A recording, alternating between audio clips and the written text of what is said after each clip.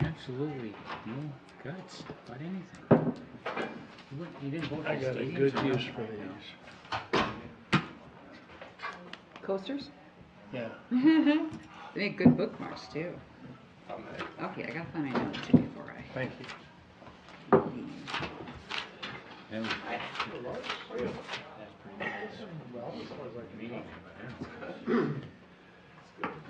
was Been to court lately? Anything awry? Been to court? Lately? No, I have not. Don't do too much. That's too bad. I prefer to actually work with That guy should know. accomplish things. Okay, we're all in our places with bright shining faces. I think we're ready, Maddie. Thank you. Call to order the meeting of the Board of Managers of the Minnehaha Creek Watershed District, August 11, 2016.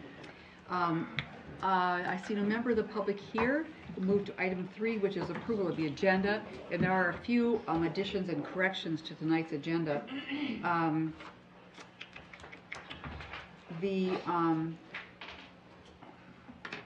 Under upcoming meetings and event schedule, August 25th is actually a board meeting and a committee meeting at 4:30, though that will be a planning and policy committee meeting instead of operations, unless an operations agenda item comes up, which will be added. Then I want to add, if I could read my own notes, it'd be so much more helpful.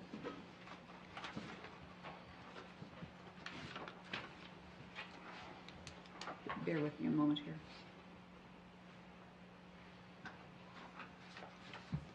No, I think that's the one. The other change is that we will not be, at item 10.3, we'll be not taking action this evening, but Mr. Item will present this resolution for reasons that he'll explain. Are there any other changes or corrections? Manager Olson. Minor one, CAC report should be Blix, not Olson. Thank you very much. Move approval?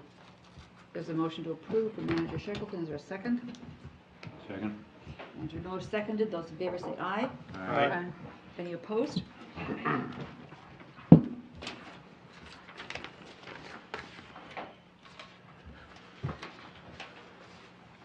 On the consent agenda this evening, we have approval of the July 28th minutes, approval of the July 21st special meeting minutes. Also, Resolution 16-067, authorization entry into a contract with WENC to conduct wetland surveys and soil analysis. And I would like to pull 5.2, the 721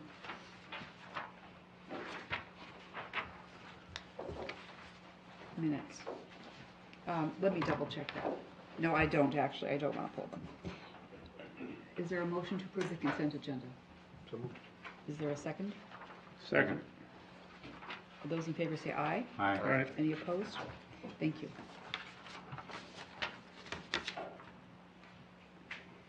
Under reports, I have attended 3 meetings in recent days.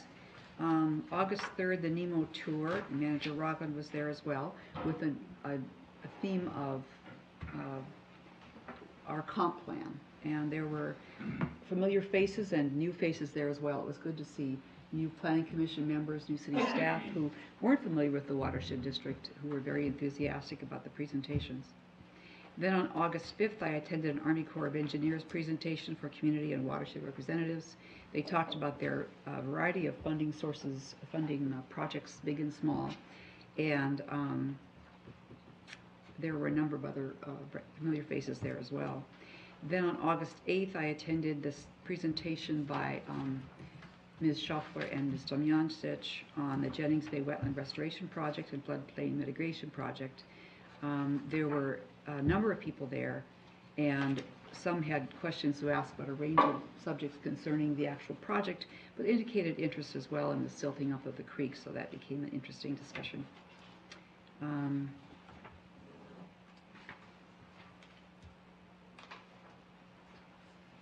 And that's all I have.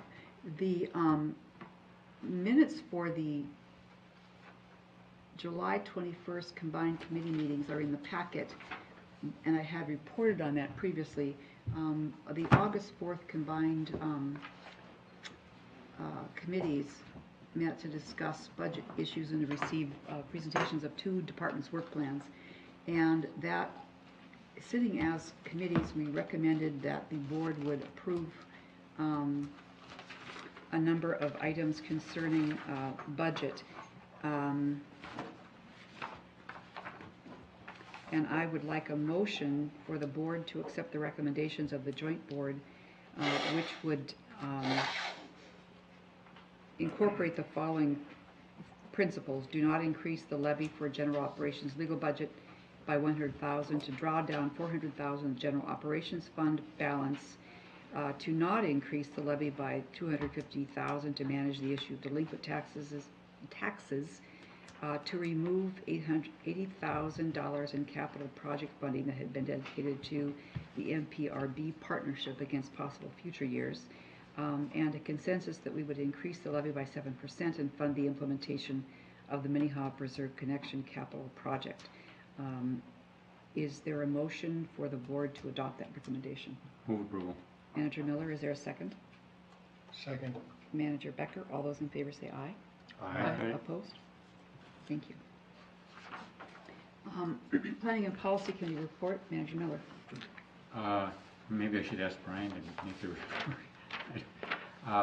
We had a meeting prior to this meeting. Is that the one we're asking? Yes. And there will be precise minutes sent out that were taken by the staff, but we went over some general concepts of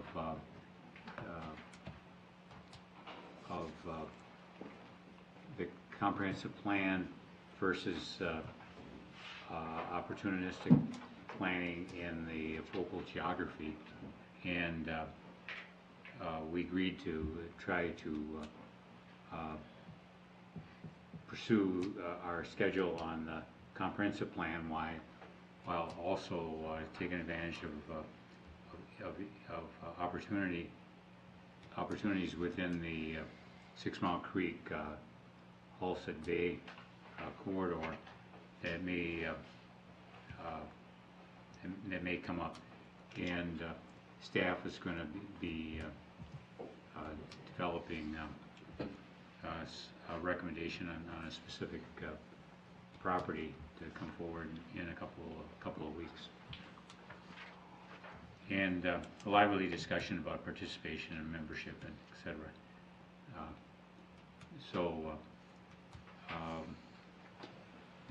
But the minutes are very well taken. So if you get a chance to read the minutes, you get a better idea of what we discussed.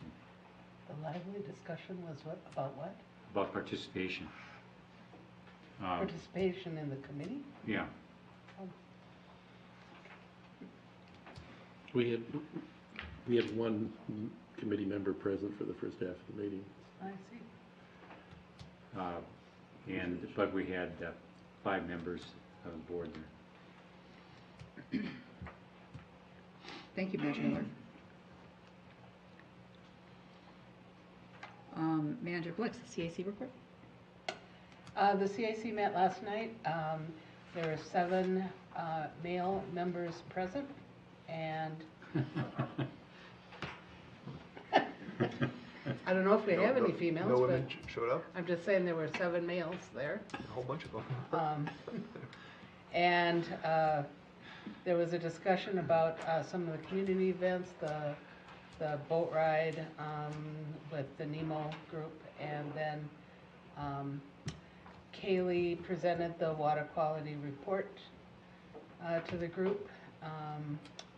There was a report about our budget discussions, just a brief what we've been doing with regards to budgets.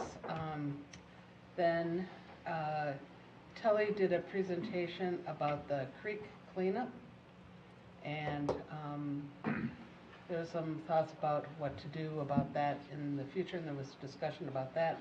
And then there was a discussion, she asked for discussion about, she did a presentation about planning for the 50th anniversary, and asked for comments and ideas with regards to that. So that was pretty much it. We got done close to 9 and pouring rain. Yes, it was It was wild. pouring, pouring, pouring. Thanks for the report. I'm glad you didn't get washed away on the way home. Yeah. That's pretty Yes. crazy. Are there any other events or meetings that managers would like to report about? Okay. As I mentioned, there's that one change in the upcoming event schedule we'll have on the 25th, Planning and Policy Committee, and then a board meeting, a full board meeting. Moving on then to item 10.1, Resolution 16-064, approval of design for the Highway 101 Causeway. Ms. Schaffler.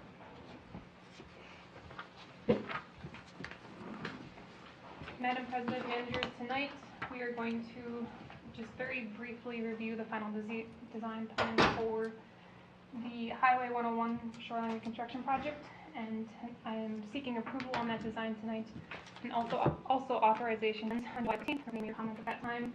Since then, I've also reviewed the plans with Hennepin County, the City of Minnetonka, and the Bushaway Road Landscape Committee. None of them had any major comments on the design. We also held a community meeting on July 26th that Manager Becker attended, and the summary of those comments were things that we've heard over and over again. The feel of the shoreline is very important. Maintaining the sight lines is something that is very important for the feel of the causeway. And just generally, people appreciated the district's work to actually restore the shore. So tonight, I'm just going to, like I said, briefly review major project components, walk you through the actual shoreline restoration itself, and with the cost estimate and schedule, and then if there's any final questions.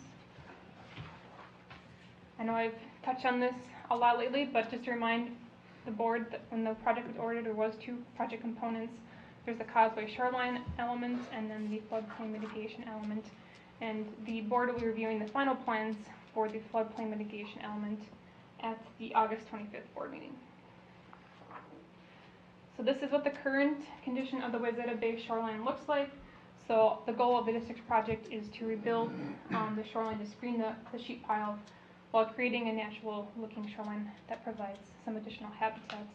And essentially then will also act as a good project example of how you can use bioengineering projects rather than riprapping to assist with road projects in the future.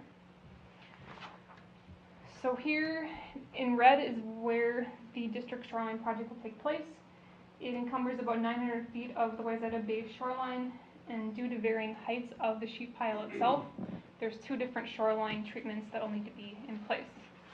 Option B is what will be mainly encumbered along the shoreline. That'll be 775 of the 900 feet. As you can see here, the toe boulders are acting as the main foundation of the shoreline, and then we're building up. You can, I guess, consider it a planting bed from there up to the top of the sheet pile. Option A is about 125 feet of the shoreline. This is where the sheet pile was less than 1 foot from the 100-year elevation. So there wasn't much to work with. So here we'll be doing riprapping, but then having enough plant material to plant some vines and live stakes in to still provide that screening of the sheet piling. The planting concept. Can I just, Yeah. could you just go back one? Just a question. In comparison to where the sheet pile is currently, is our sheet pile is it replacing it? And is it going in a different location? Is the manager places the sheet pile moving? Yeah, Nope, that is staying in place. okay. And is it the same sheet pile or is it being replaced with? new and improved? It's the, Sheet it's pile. the existing sheet pile that was shown in this picture here. Oh, it is. Replace is part of the road project Yeah. already, it's already in place. It's the brand new. It's So, already new. yeah. Okay, It's new though, Right. It's new with with the the road road. New to the project. county, yeah. yeah, okay, Sorry. Yep. thank you. Yep. So the planting concept, this picture on the top provides a better feel of what is in the plan set that was provided in your packet. So working from right to left, right would be the north part of the causeway, so we're tying into the existing landscape, then providing what we're calling a couple of windows throughout to the point of the residents' concern about having still those view sheds and having some open areas, and providing a lot of tree plantings that provide and maintain those sight lines for people. The planting list was coordinated with the Bushaway Road Landscape Committee, and the plant palette focuses on native plants that are salt tolerant. As was noted, this will be definitely experiencing some pretty severe plowing along the causeways. So we are limited in the overall plant palette of what would survive out there. Cost estimates, currently the project is coming in, just the shoreline project is coming in at $972,000. That includes a 10% contingency and assumes that some work will be done by barge and some will be done from the road. The total project cost when the project was ordered for the causeway and for the floodplain mitigation was $1.6 million. Currently, where we're tracking for both of those projects combined is about 1.3. So we're currently tracking about $230,000 under budget. Schedule. So if the board approves the design and authorization to solicit bids tonight, we will solicit bids for the next 2 to 3 weeks, and then we would come back at the September 8th board meeting with a construction contract. We would then likely build in October and November once water levels go down a little bit, and then we would do our standard 3-year vegetation warranty and maintenance through 2019. So tonight, the action I'm requesting is approval of the final design of the plan set that was included in your packet, and also authorization to solicit bids for construction. And with that, I can take any questions. Are there questions, Manager Olson? I just had one. If you can go back to that drawing that showed the tree profile. Up Yeah. Right there. Are we going to keep the canopy high enough up where the trees are so you can truly see a view there as well as the open spaces? Manager, Olson managers, yes, that is something, obviously once the trees get up and growing, certainly something that we will be looking to do, and might have to include some pruning and stuff, but that was something that we talked over with the landscape committee, that we would be part of our future maintenance. Thank you. Manager Blixt? So the reason I was asking about the piling is that I'm just wondering about the lifespan of the project, and so if it's brand new, we're not going to have to go in and replace it in the next 20 years, 50 years. How long is the sheet pile going to last, and then how long do we anticipate our portion of the project to last? Manager Blix managers, I don't know if the sheet pile piece, I assume, I'm not quite sure. Manager Blake, managers, the sheet pile will last for 50 plus years, so I will long be dead after. Okay, all right, good to know. And then our project will align in there. As part of this project, the county made sure that they built in capacity for future travel on there, so they're not anticipating widening the road at any point in time, so it's kind of a fixed set that they've got. Thank you, Mr. Meehan. Any other questions of Ms. Schaufler? Is there a motion to approve Resolution 16064? Move approval. Is there a second? Second. Any further discussion? All those in favor say aye. Aye. Opposed? Thank you. Thank you. Item 10.2, Resolution 16-065, Grays Bay Dam, Ms. Damjancic.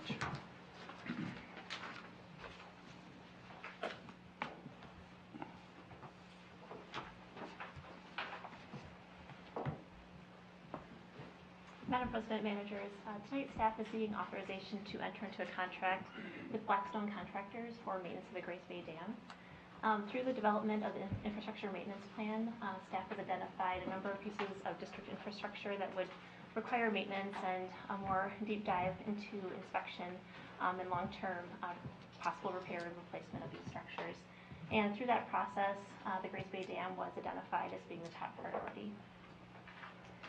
Managing the level of Lake Minnetonka and flows into Minnehaha Creek is a top priority for staff.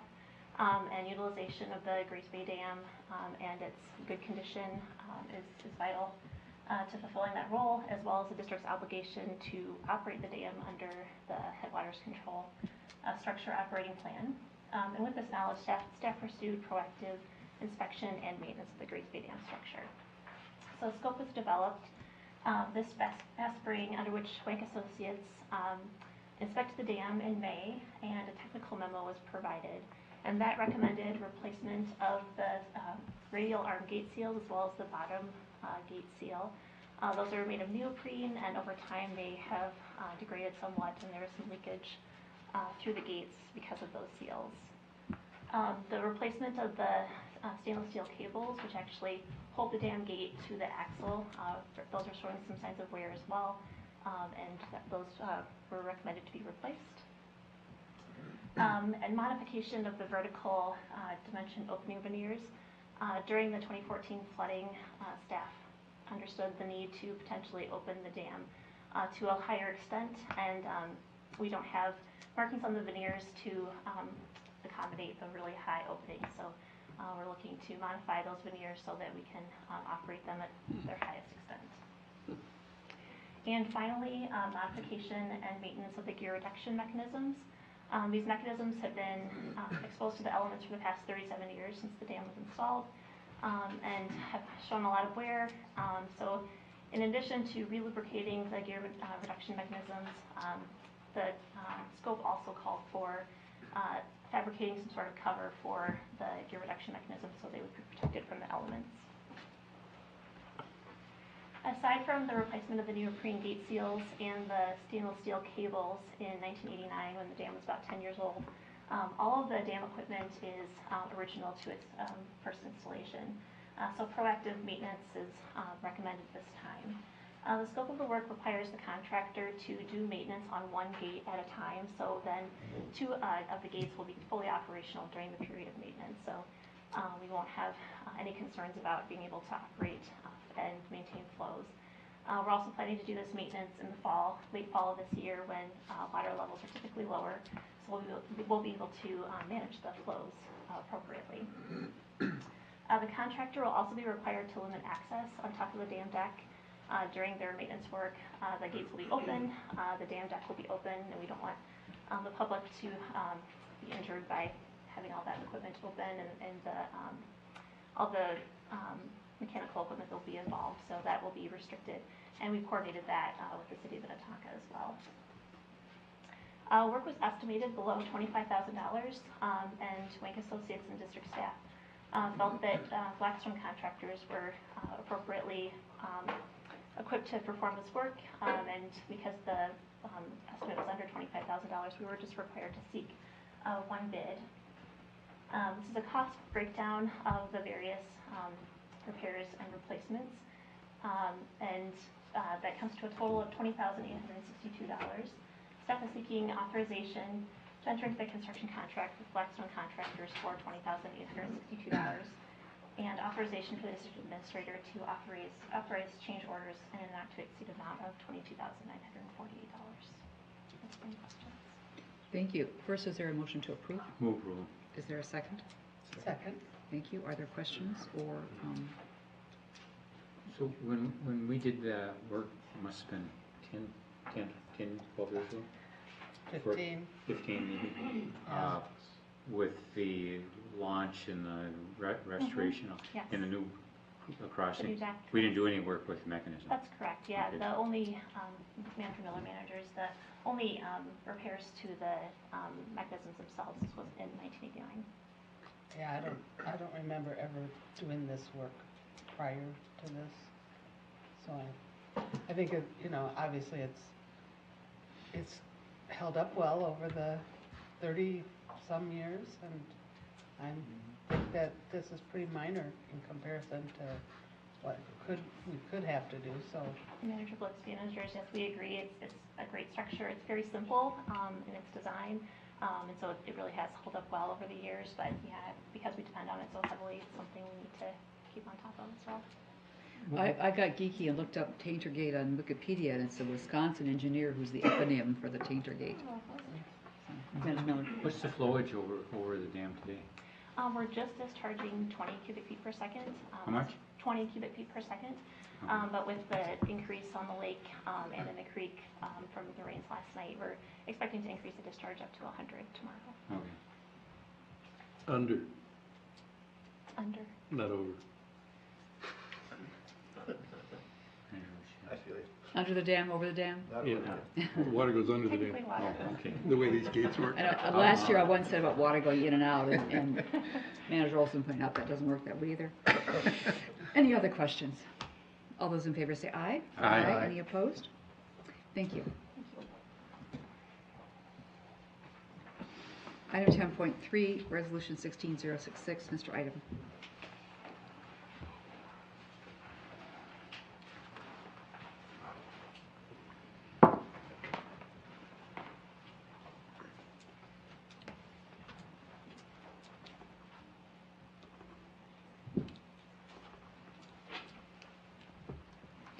So cold and I shiver.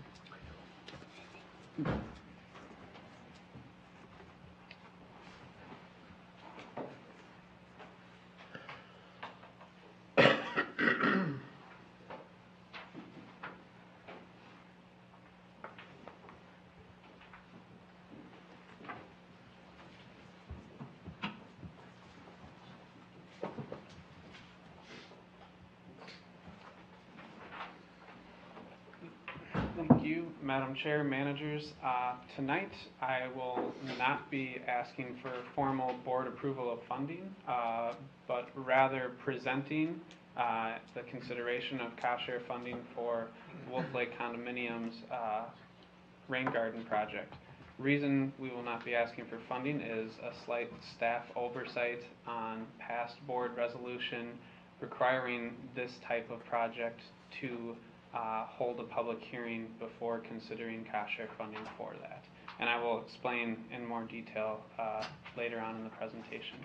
But because all the materials were in the packet, I figured it would be worth going through kind of a project overview explanation of it tonight and answer any questions before holding that public hearing at the next board meeting. So the Wolf Lake Condominiums is located just north of Excelsior, just east of Highway 100, less than a mile from the Minnehaha Greenway, and it also abuts a large city-owned parcel which includes Wolf Lake, Wolf Park, and the St. Louis Park Rec Center. A little bit further zoomed in here, you can see it's just south of that larger parcel with all the city amenities, public amenities. And then this area, Wolf Lake, drains into Bass Lake, which is a project that, or an area that the district has been responsive to of recent. Was that originally the part of the Sandpit Beltline? The Wolf Lake? Yeah. It was just south of it. Okay. Okay. So the opportunity presented to staff was from Urban Ecosystems, who is the landscape contractor for the property, as they're doing a bunch of different upgrades around the property, but identified a large drainage and erosion issue where approximately an acre-sized parking lot for the condo association is eroding away, draining towards Wolf Lake. So it was identified as a great opportunity to capture, infiltrate that runoff, protecting sedimentation from the lake, as well as creating a consistent drainage of the parking lot. As well, this project is very close to that city-owned parcel that I talked about, which has bike trails that are very close in proximity, and this is uphill from that, so it would be highly visible from this large public parcel. So the design plans are for this large of a drainage area, a proposed 4,000 square foot rain garden. One of the larger ones we've funded through the cost share, we would fund through the cost share program. With it being mostly impervious runoff, there's going to be a much more robust pretreatment system proposed for it. It will be approximately 10 inches deep throughout and have this large level spreader with riprap beyond to help filter out that sediment, dissipate the flow before entering the rain garden, which will help with minimizing maintenance to the rain garden and helping it function in the long term. So how this level spreader will work, water will drain as usual, as current, to the low spot corner of the parking lot, where it will then feed into this concrete level spreader, which has walls around the edges where water will have to get so high before it would spill over. And then it also has a 3-foot sump in it as well. So the water will fill up in here, spread out, sediment will fall down as it settles out, and will fill up that sump before that sediment would spill over to the riprap, which would be further filtration before entering the rain garden itself. So here's kind of some cross sections of what that looks like. I'll go back to, it'll enter from kind of the southeast side coming in, water moving north here, and then this first top left cross section is what that sump looks like. So the water filling up in there, and then the bottom cross section being what it would look like along where it would fill up and then spill over. The estimated water quality benefits with this project, since it is an acre of impervious runoff, are fairly cost effective in that it's close to 2 pounds annual phosphorus reduction a year estimated, and then over 75,000 cubic feet of volume reduction, 3,780 pounds of sediment removed. So this is coming outside of the delineated cost share deadlines we had for applications, as this is somewhat of a time-sensitive project where the rain garden was proposed as part of a summer installation for all of the landscaping. So to have this be a part of that, we decided it was of value to the district to help assist in the funding and getting this put in as a highly visible demonstration and not wait until the fall deadline to review it against other projects. So this was reviewed by staff, brought to the CAC. We had a small subcommittee to review homeowner projects at the time as well as this, and then brought to the full CAC for discussion and their recommendation. The total cost of the project, which is the concrete work for that level spreader, the riprap for the dissipating flow, the excavation, the plantings, was $39,317. At the CAC review, we identified that there were some pretty large costs involved with the plantings for this project. Urban Ecosystems works with Nelco Landscaping to install, and they most consistently put in very mature plants so that the client sees an established product right away. So we actually identified this, talked with the designer, and reduced the amount of funding for plants to what it would be for much smaller ones. So it would be 50% funding consideration for the rest of the infrastructure with the project, 30% funding for the plantings that they would use, reducing our participation to $16,368. Now, what I had said earlier about the public hearing procedures, back in 2013, there was a board-adopted resolution identifying if we are going to spend cost share projects, or cost share funding, district funding on these projects, wanting to be transparent with those funds and allowing and holding a public hearing to consider those funds for certain cases of projects.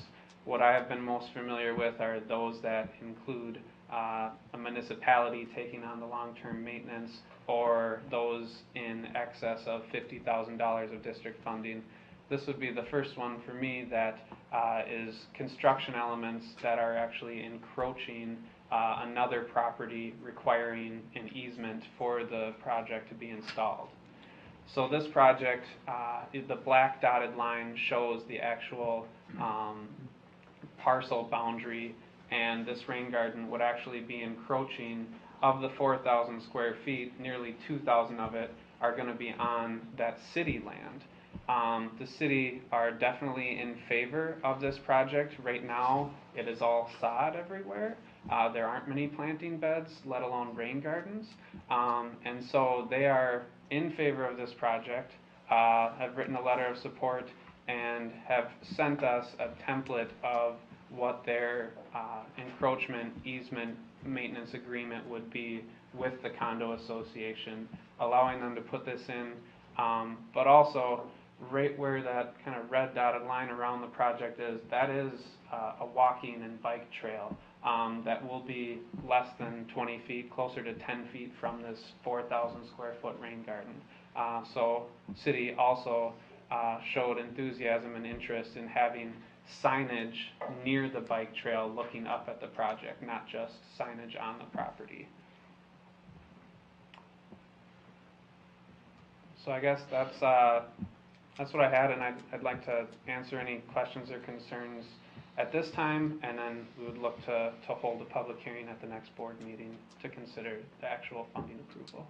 Thank you, Mr. Ida. Manager Olson. Why is there need for a public hearing? It is because it is one of those 5 cases that was passed with that past resolution, because it is encroaching another property, requiring an easement from another property. That is kind of what was identified by legal counsel as one of those 5 cases that would require a public hearing. So that's not our board wish, that's... It was a board wish, Manager Olson, Okay. managers, I think to either be more stringent or transparent with our dollars to let people know that we are considering funding a project that would either be spending a lot of money, would either be working with the city, or putting in a project that is overstepping one boundary onto another. Right. Thank you. Manager Miller. I think it's a great project that it flows into the park, and that park is really heavily used, and that's a really busy neighborhood now. It's so it's going to be not only effective but incredibly visible. But I think it's a good project.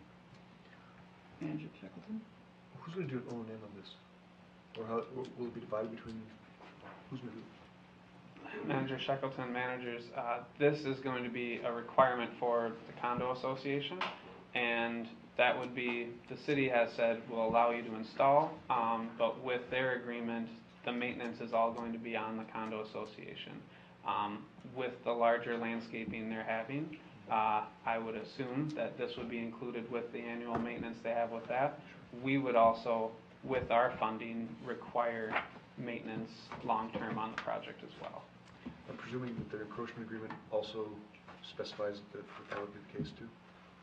Excuse me? I'm presuming the encroachment agreement would also specify Yes, that? yes, it has maintenance language in there as well. Manager, thank you, Manager List.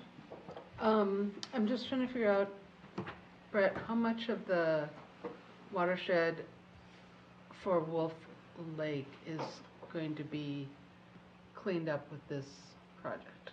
It is, Manager Blix, managers, it is mostly going to be just that parking lot.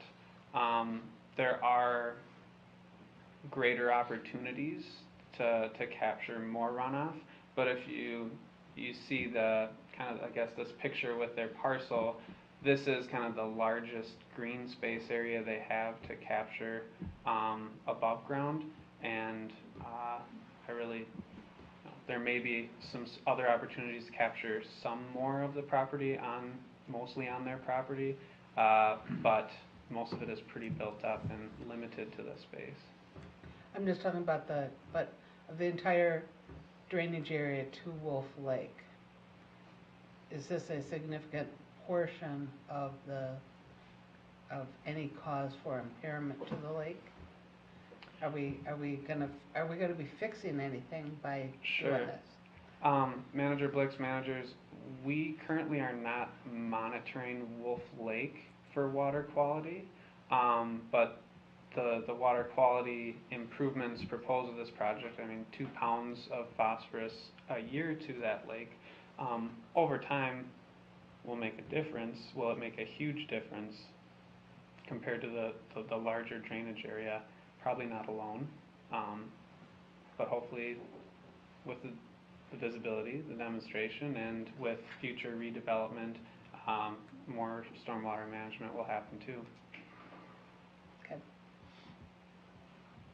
All right, thank you. Other questions? Manager Becker? Was there a limit to the maintenance terms, in terms of temporal limit? Manager Becker, managers, we like to get recorded declarations on facilities where possible, when most consistently the funding is above 15 or around $20,000. We want that kind of in perpetuity against the property. With this project encroaching on the city property, it'd be pretty difficult to get that recorded declaration on it. But we will, I think that will be kind of with the proposal for what that maintenance term is. I would suggest and would have in the agreement from us, most likely 15-year maintenance agreement, which is kind of the longevity of rain gardens. Thank you. Yes. Other questions? All right, thanks very much. We'll see you at the next meeting then. Yes, hopefully. I had a side note that I may not be the one presenting at the next meeting. That is my wife's due date. Wise man. More poor planning.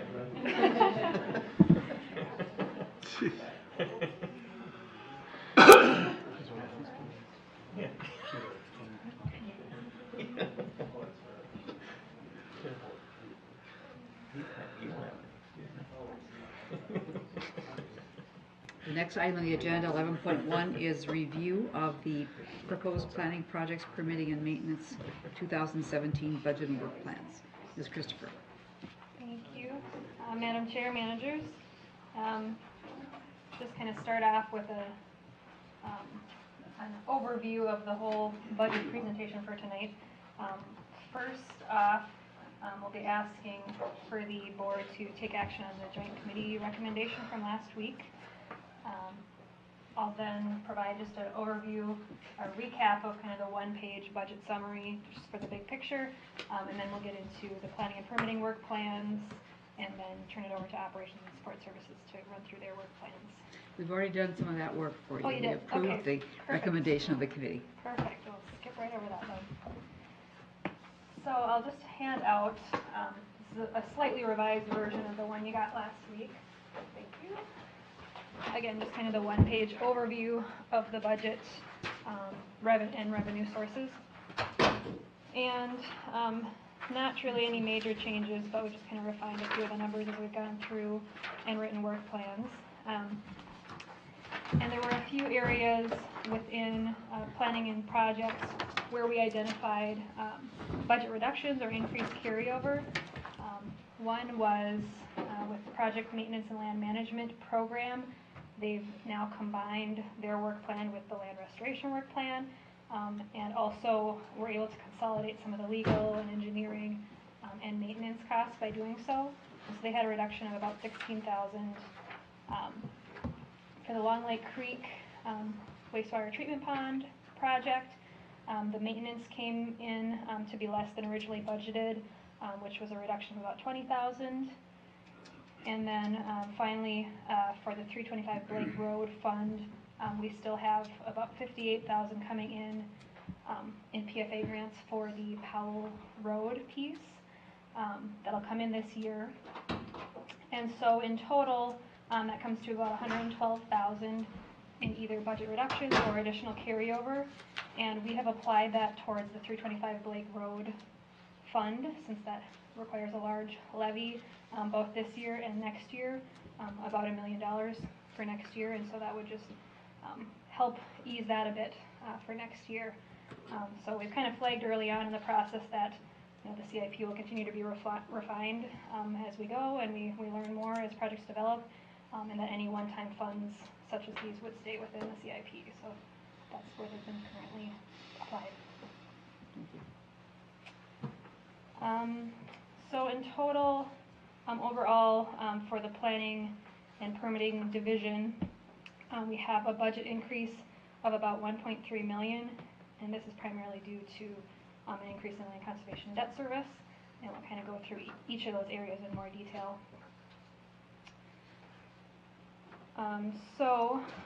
Again, we'll start with the planning and permitting work plans and then go into operations.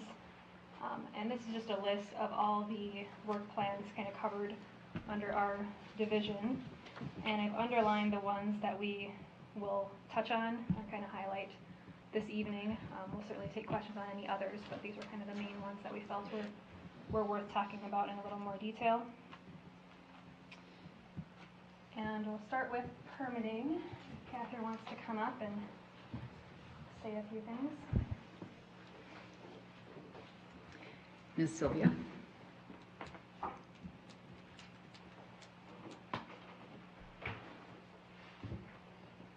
President White, Board of Managers. Last year, permitting made a significant upgrade to its work plan and program purpose by recommending policy and partnership development as a main function of the program. Traditionally, the program's purpose has been to administer and enforce the district rules for natural resource protection. However, noting the continuing trend of increased permits per year, the program identified its position of monitoring real-time land use change and moved to capitalize on the opportunity to generate greater natural resource benefit through proactive planning partnership. The program recommended a budget increase to correct underfunded costs and also to allow for proactive planning and partnership development. And so the 2016 work plan proposed the program's 3 focus areas to be permit administration, field monitoring and compliance, and policy and partnership development. In 2017, the program will continue to work within these focus areas and will also begin to work with the board on planning the implementation of several recommendations that have come from the strategic planning process. With the continued trend of increasing permit applications each year, staff recommended that the permit administration process should be simplified in order to create efficiency in permit processing associated with low-risk natural resource impact. The intent is to then be able to devote more staff time towards increased field compliance for high-risk natural resource protection and proactive partnerships which generate greater natural resource benefit. Staff will also be looking for opportunities to improve internal and external coordination in order to increase effectiveness in education, outreach, and compliance throughout the district. These recommendations can be elaborated and discussed further as we continue to move through the strategic planning process, and we'll be looking for board guidance and direction on how to implement these recommendations.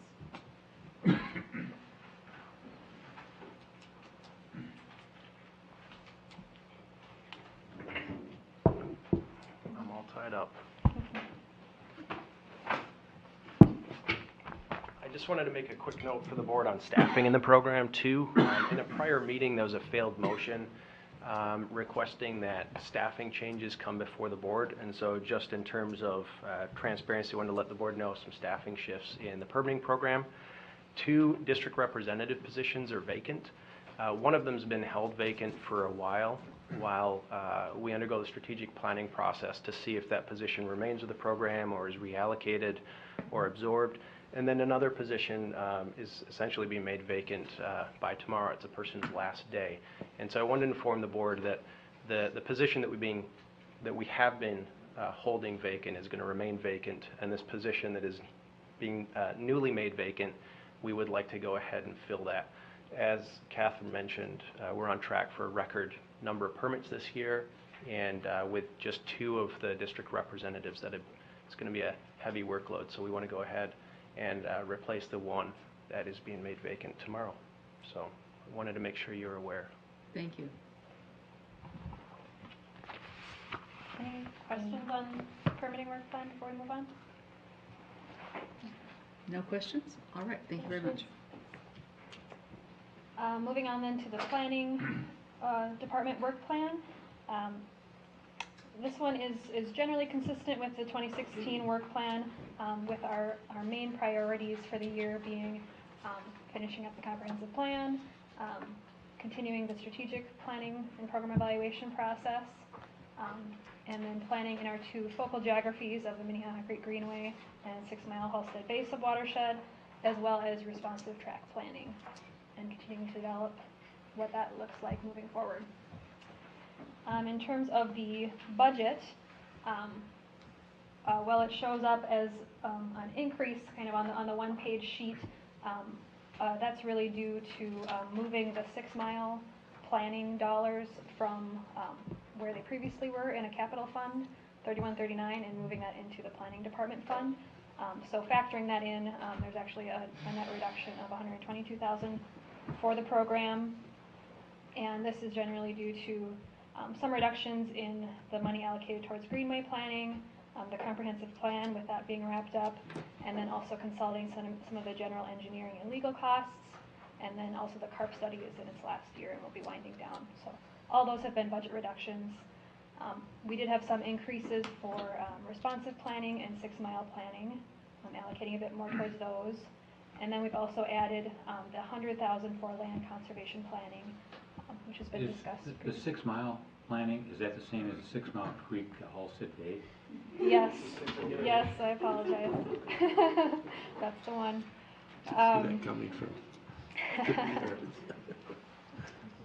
So, as I said, there's some areas where we're increasing or decreasing, but the net change is a reduction of about $122,000. Any questions on that work plan? I see no hands. Go ahead.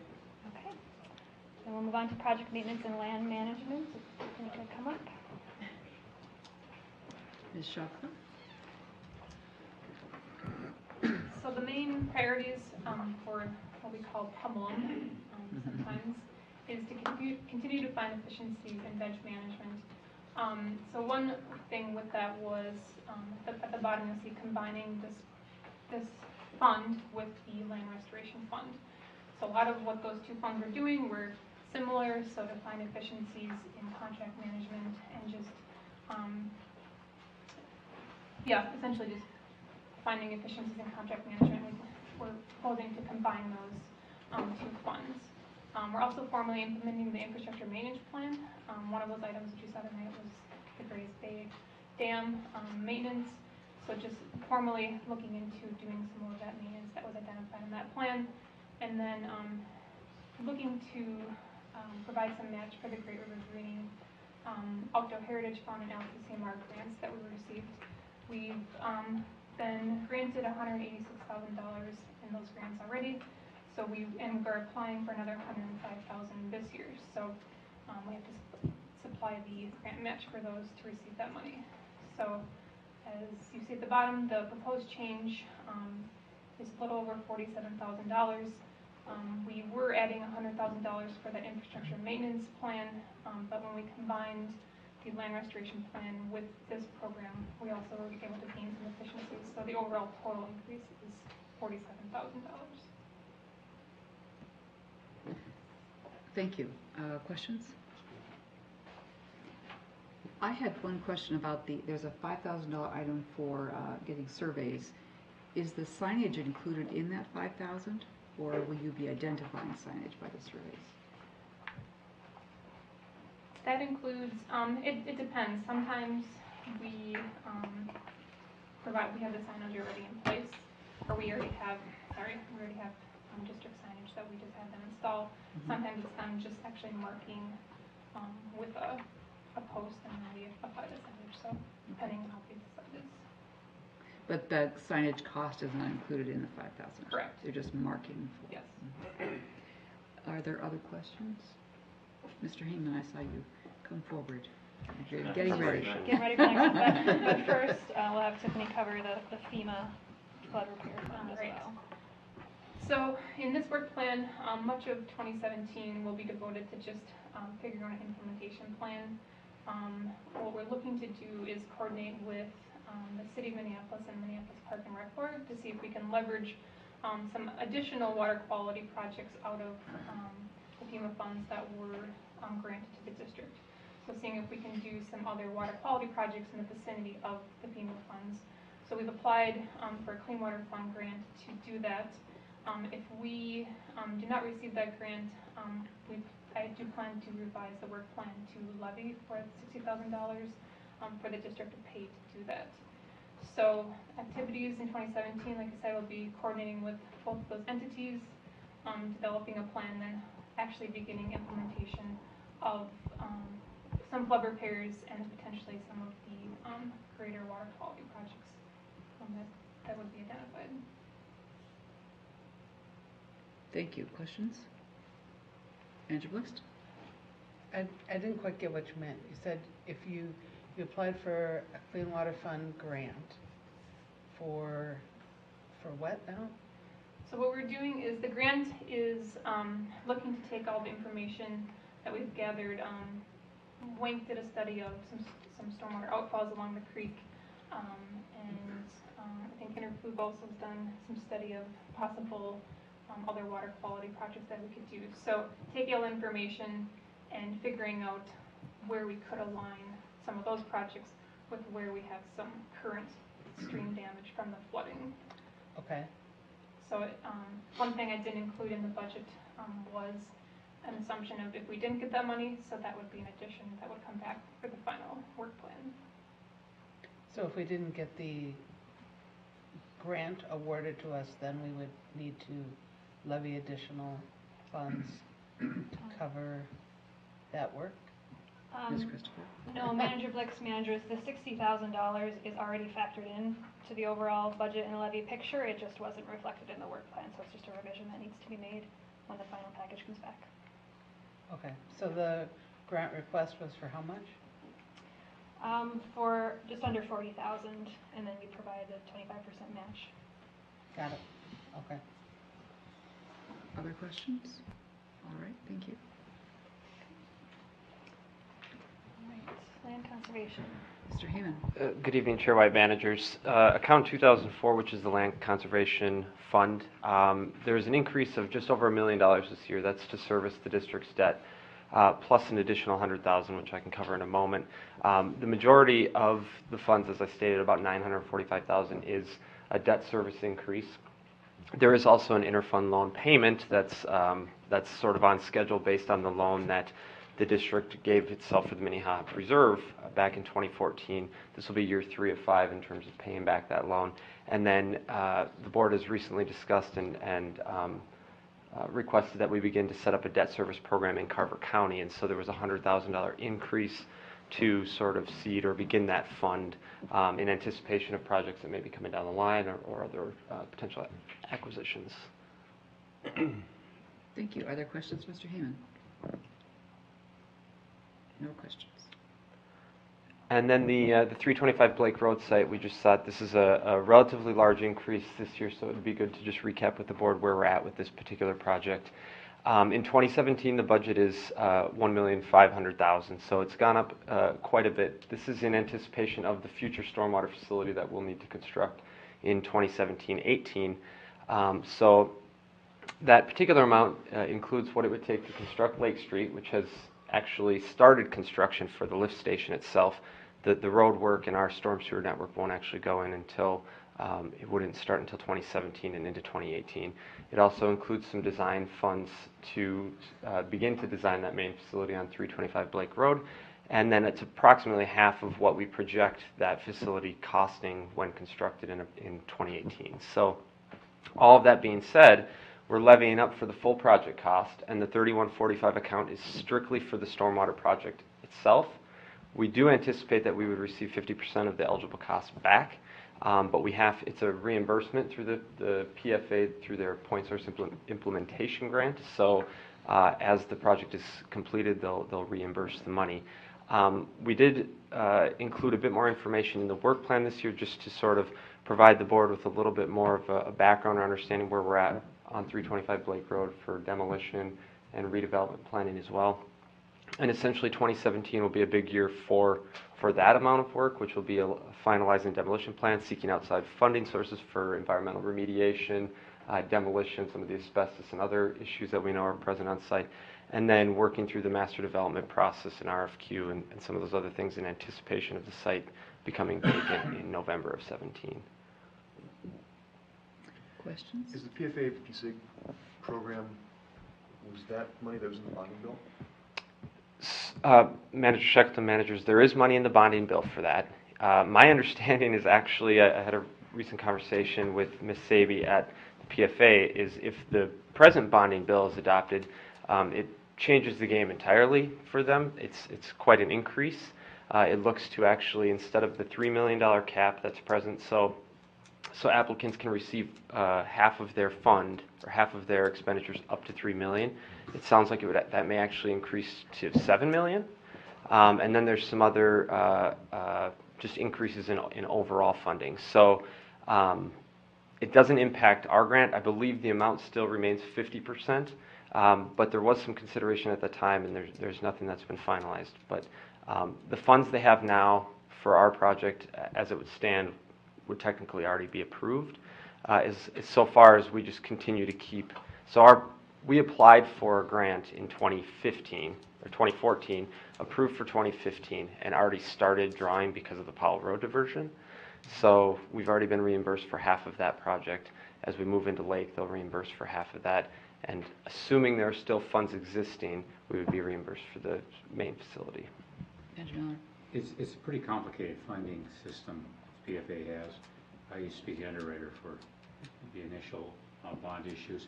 And it's, they're funded with federal grants, state grants, and they are also have their own. They got about $3 billion outstanding of their own debt. So it's not dependent on their operation is not totally dependent on portions of the bonding bill being funded each year. It helps extend the programs and everything, but it's a massive funding source for local units of government on clean water and sewer programs. So, I mean, my real point is, if there's no bonding bill this year, does that affect? I don't think so. Okay. Thank you for the question and answer. Any other questions for Mr. Heeman? Thank you. And then the last work plan we wanted to touch on tonight is the Arden 54th Street stream restoration. Chair White, managers, the proposed 2017 levy and budget is $94,000, and that is assuming a 10% design budget for the rough construction estimate for the natural resource elements of the stream bank and associated natural resource corridor buffers. The project update's been before the board in April and then back in July. Staff's finally negotiated the cooperative agreement, which is scheduled for City of Edina approval on August 16th, and it will be before the board on August 25th.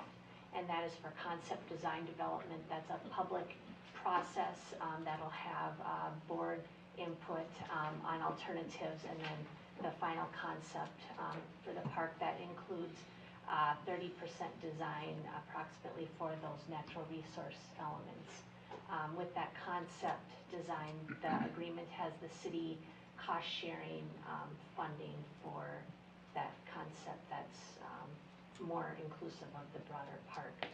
So $2017 or for that final design for district construction, and then that construction is scheduled for 2018.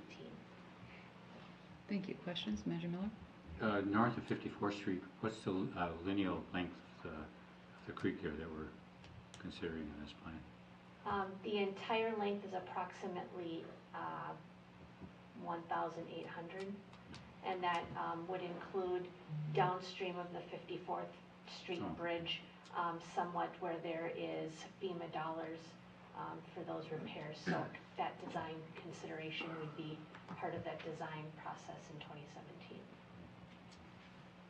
Thank you. Other questions for Ms. Clark? Thank you.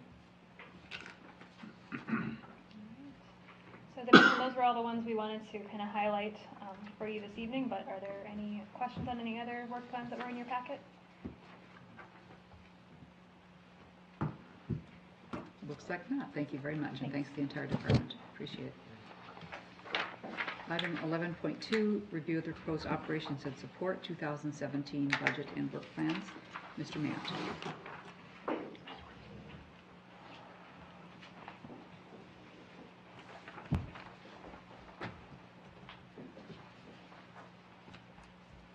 Well, while this is pulling up, Chair White, managers, as was noted earlier, this does have substantial differences as what the board has seen through the budget process because of the policies that were reviewed and developed through the budgeting process. So those have been removed as we walk through this. But starting with general operations, as the board may remember from previous presentations, the majority of contracting services, I believe roughly 90%, have already been seen and reviewed and approved by the Board of Managers this year. There is one that staff is intending to bring forward in the fourth quarter. That will be Redpath, our accounting services. In looking at the last 3 years' historical numbers, we are anticipating that Redpath's contract would go up by roughly $8,500. So we're showing that as a number for 2017. Staff benefits, as discussed at the Health Partners renewal this year, we are again asking for a 10% or excuse me, increase for this year, noting that it is staff's goal to request that we go up for professional services for our contracting agent, as well as we're going to ask that the agent provide a little broader comparison this coming year, looking at the MNshare program, looking at privatization as well as what is traditional health care, and seeing how that would fare in the marketplace.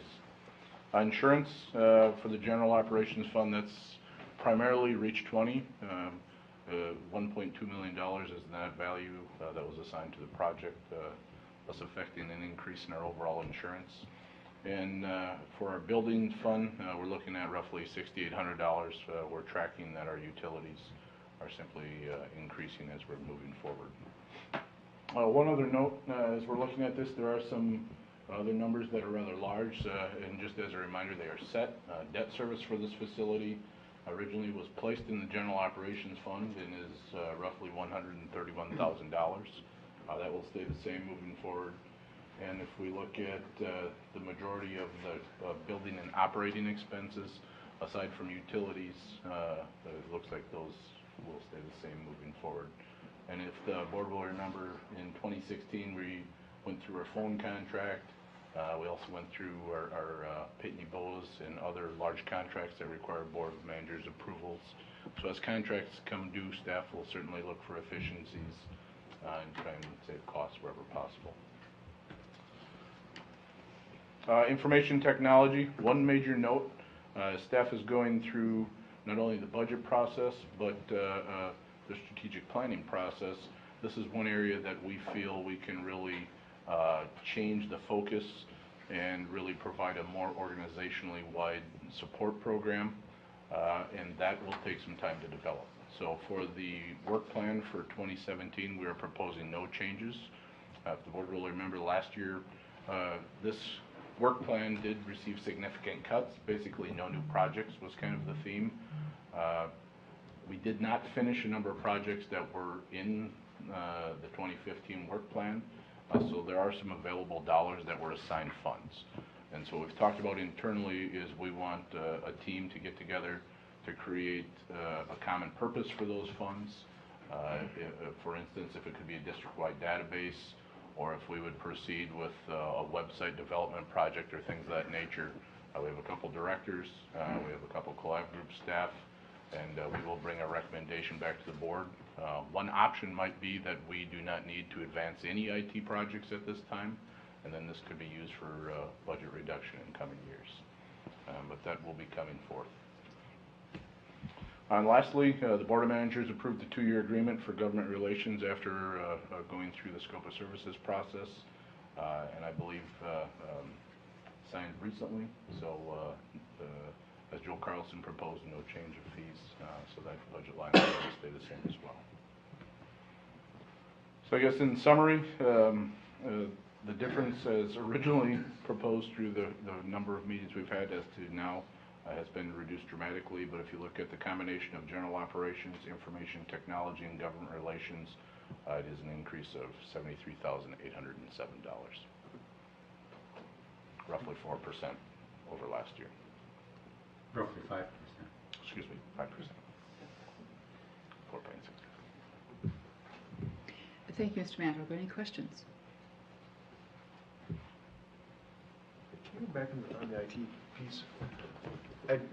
I was unclear. So there's no proposed change, and you were talking about the group providing a recommendation for future? Sure.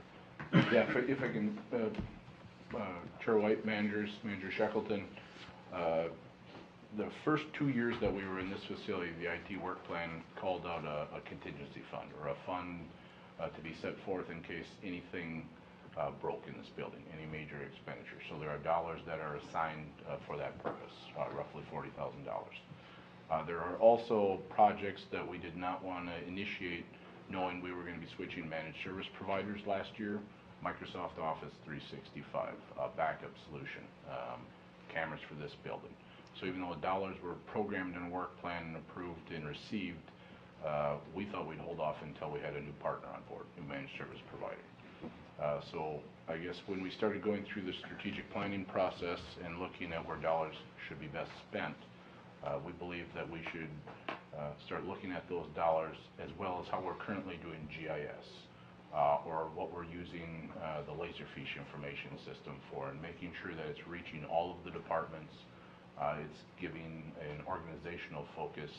So not only might we be looking at the pools of money that were previously collected and are assigned, we might be coming back and recommending changes to the work plan. So it's a combination of both existing work plan dollars as well as previously collected assigned funds. And when do you think you'll be coming back? We've met once, and our next meeting is to map out a calendar and activities. So I think this will be taking the remaining portion this year, and maybe first quarter of next year we can report back. Thank you. Manager Beck? Is the amount of the assigned funds the 110,000? Correct.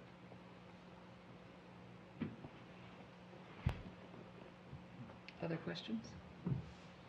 Is this, when you say looking forward, are you thinking things like website as well? I mean, you've talked about data management issues, GIS and with Laserfish, and I mean, I think our website was designed in 08, which it's finished in 10, started in late 08. Okay. I mean, it's starting to feel a little clunky at times. I think our goal is to first define information technology was oftentimes looking at specific projects or one-year initiatives. And our goal as a group when we first met is to define goals. Stability should be a goal. Remote access, we're going to come to a group of common goals for the organization.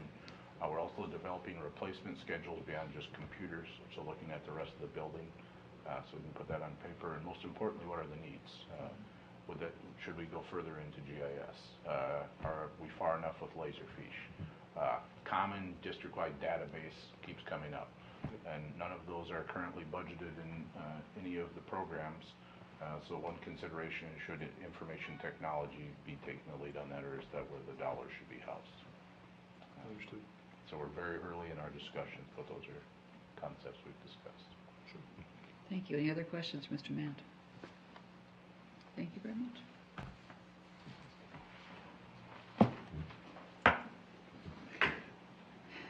Now, we've had the four departments all present their work plans last week and this week, and the practice we followed is to accept work plans. We're not approving, but we're accepting. Before I ask for a motion for accepting the work plans, are there overall questions that, or revisiting of any work plan that anyone wants to bring up at this point in time? It's been worked up and brought to us. We've been talking since April about what's going to happen, so we've had a lot of discussions about it. Could I have a motion then to accept the work plans? So Manager Shackleton, is there a second? Second. Manager Miller, any further discussion? All those in favor say aye. Aye. Any opposed? Thank you very much to staff. Appreciate it. Mr. Erdahl. Thank you, President White and managers. A few updates for the administrator's report. One is that we did have the workshop on the water on Wednesday, August 3rd. And the education staff and planning staff collaborated to put together kind of the advanced coordination and also the presentations that evening that were well received. It sparked good conversation with a lot of the attendees that are going to help guide us in the path forward with some partnerships that are going to be kind of tailored to some of the people that were there. So that was a good event. Also, I wanted to bring your attention to there's a Minnesota Aquatic Invasive Species Research Center is hosting its annual program showcase on Monday, September 12th. And I know that they have information on their website available. If anyone's interested, I can make sure I can forward that. That's kind of highlighting their different initiatives in the recent and coming year. Also, I know that President White and also Renee Clark on our staff participated in the lake effect planning for Wayzata, and we have received some notification that that plan was approved by the City Council in Wayzata. So the next steps in their process are the required environmental review process, more specific cost estimating, and also fundraising. So that's where they're going, is to identify the funds available for that process. A little bit earlier this evening at the PPC, we did have I think kind of a momentous opportunity because we had a staff member from the City of Victoria that joined us, Ben Landhauser, who's the Community Development Director, and I think that kind of is a demonstration of that we've really kind of come a long way in terms of our partnership development and building over time, and especially I think for the plans ahead for 6 Mile, Halsted, sub-watershed, looking at how to best utilize our and leverage those community partners. I think that's it was a productive discussion today, and our staff have worked closely with him already leading up to today and in the weeks ahead too. So that was a useful development. Just a few updates from some of our community relations things. This past Saturday was not only the Tour de Tonka, but it was also Dog Days in West Tonka, so in the Mound, and the Watershed District participated and gave out some little dog collection bags. So we were participating in that community event. Where was that in the budget? That's part of the education budget of things that we sponsor and our outreach efforts. And tonight we're at the Baca Museum with another outreach effort at the other end of the Watershed District, and we have kind of our large floor map that people are going to find where they're located and kind of do a little demonstration of that. So we're there as well. We presented at a workshop on August 9th with the Lake Minnetonka Association on the shoreline gardening. Our education staff presented. So that was a recent activity. And also just for the creek cleanup, I have a letter that we can kind of have as our official communication from Senator Amy Klobuchar that was read as part of that event also to acknowledge and thank us for that effort and getting the community involved in the cleanup effort. So that's what I have for a report. Unless there's any other questions. We are adjourned. Are there extra food bag holders?